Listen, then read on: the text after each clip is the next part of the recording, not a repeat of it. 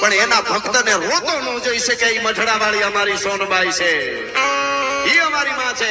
એટલે મને આ દુઆની વાત અમને હરકું ફૂટે, પણ 1-2% નાના હું કહીશ.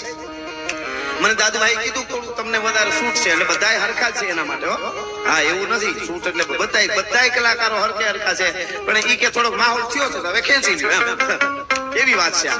અને વરુડી તનો મારે ટૂંકમાં સાર કેવો છે કે વીર મહારાણા પ્રતાપ અને મહારાણા પ્રતાપ ને હિન્દુઓ શાલિગ્રામ હું કાયમ બોલ્યો છું કે આજ મઢડાની ધજા ફરકતી હોય તો ભલે મહાકાળી, આબુ, અંબાજી, કોઈ સ્વામિનારાયણ મંદિરની ધજા હોય, જલારામ બાપાની ધજા હોય, જૈન મંદિરની ધજા, સોમનાથ, દ્વારકા, કોઈ પણ ધજા ફડાકા મારતી હોય તો એમ ન માનતા કે આપણી તાકાત છે. એટલે 1000 વર્ષ સુધી મારા દેશના સુરવીરોએ ધગધગતા લોહી રેડ્યા છે, એટલા માટે આ ધજાઓ ફડાકા મારે છે. એમને નથી થતું 1000 વર્ષ સુધી. એટલે મારે આ ખાલી ટૂંકો સાર ગાતા ગાતા હું કહું છું. અત્યારે અમે છે ને આ 2020 નો યુગ છે. ઘણાને એવું લાગે કે ભાઈ આ કલાકારો હવે એવડી વાર્તા નથી કરતા, કોકને અખતરો કરજો, બોલાવજો, એક વાર્તા 2 કલાકની કરીશું. પણ એવો પ્રાઇવેટ પ્રોગ્રામ હોય ને સ્પેશિયલ, તો હવે આમાં થોડાકમાં ઘણું બધું કહેવાનું હોય અમારે.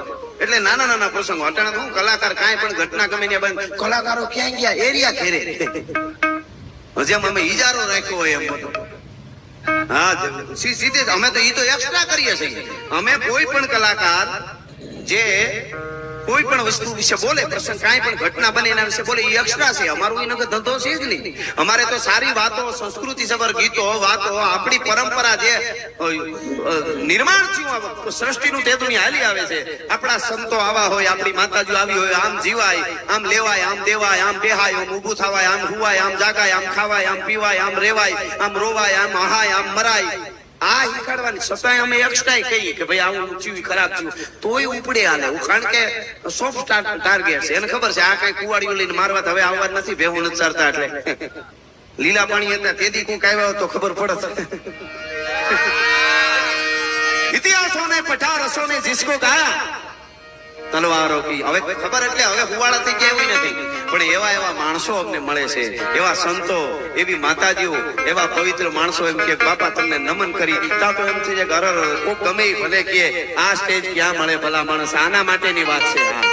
આ તો માણસની વાત છે, માણહાઈથી જીવવું એની વાત છે.